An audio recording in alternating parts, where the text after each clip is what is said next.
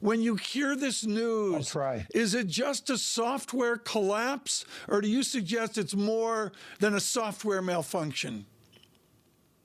Well, at this stage, the folks at FAA don't really know exactly what caused it, we're told. We're also hearing that from the White House as well. But so that, and they also say there's no indication that this is some sort of a cyber attack or something like that. Historically, FAA's technology systems were fairly fragile, but in recent years, they've gotten a lot better. So this is a little bit of a surprise, and it is one of the worst outages they've had in recent decades.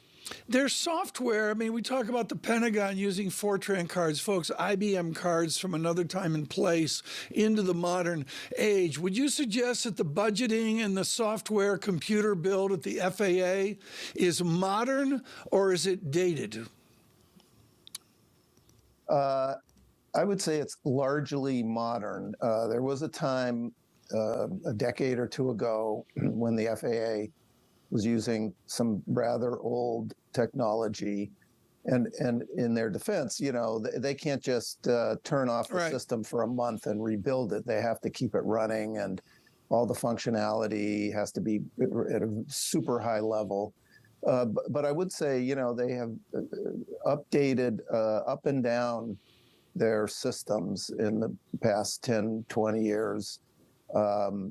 Gone to, better communication lines, newer digital radio systems, the whole thing. So it's relatively updated, I would say. Would you suggest, Alan, this is really your forte here, is on the politics of the FAA. I can't believe I'm saying this, but is it political, or do they have a bipartisan support in Congress for their budget requests?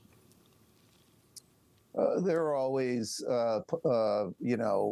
partisan issues that come up with the FAA, but by and large, it's one of the more bipartisan the two committees that handle FAA are among the most bipartisan, and there's enough of a national interest to maintain the air traffic system, et cetera, that it is typically not political. What is your number one question this morning as you begin the Washington day? Folks, the Washington day at Bloomberg begins about 9:30. Alan will slide into the office about 9:30, unlike up here in early morning New York. Alan, when you slide into the office today, what's your number one curiosity about your FAA?